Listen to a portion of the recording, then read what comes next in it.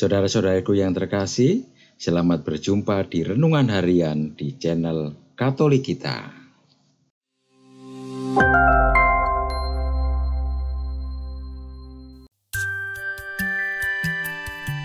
Hari ini, Selasa, 14 Mei 2024, Pesta Santo Matias Rasul.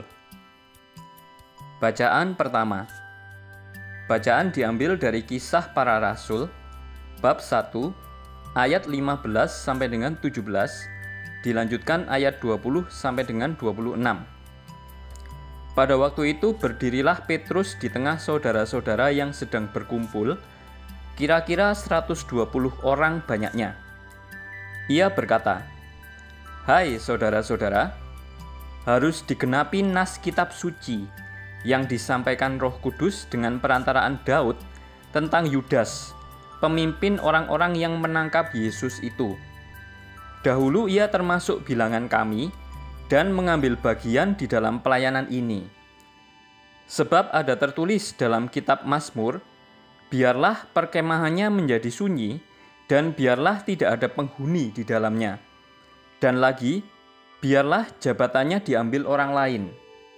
Jadi, harus ditambahkan kepada kami satu orang yang dipilih dari mereka yang senantiasa datang berkumpul dengan kami selama Tuhan Yesus bersama-sama dengan kami, yaitu mulai dari baptisan Yohanes sampai hari Yesus terangkat ke surga meninggalkan kami.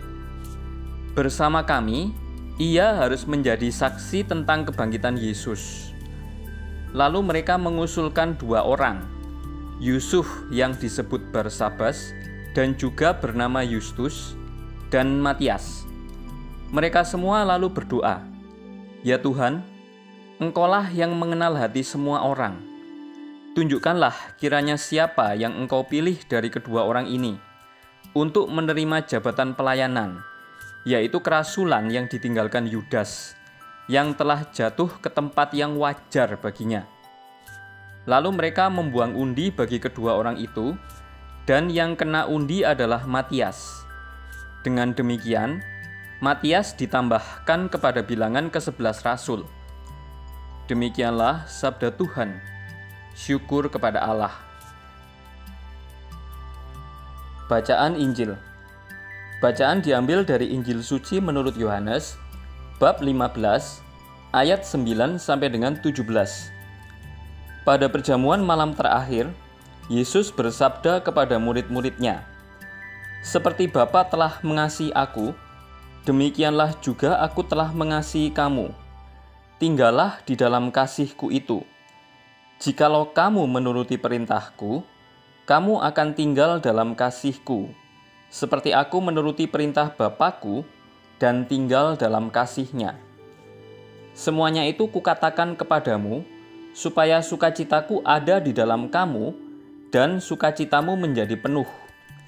Inilah perintahku, yaitu supaya kamu saling mengasihi, seperti aku telah mengasihi kamu. Tidak ada kasih yang lebih besar daripada kasih seorang yang memberikan nyawanya untuk sahabat-sahabatnya. Kamu adalah sahabatku, jikalau kamu berbuat apa yang kuperintahkan kepadamu. Aku tidak lagi menyebut kamu hamba, sebab hamba tidak tahu apa yang diperbuat oleh tuannya. Tetapi aku menyebut kamu sahabat, karena aku telah memberitahukan kepadamu segala sesuatu yang telah kudengar dari Bapa-Ku. Bukan kamu yang memilih aku, tapi akulah yang memilih kamu. Aku telah menetapkan kamu, supaya kamu pergi dan menghasilkan buah, dan buahmu itu tetap, supaya apa yang kamu minta kepada Bapa dalam nama-Ku, diberikannya kepadamu.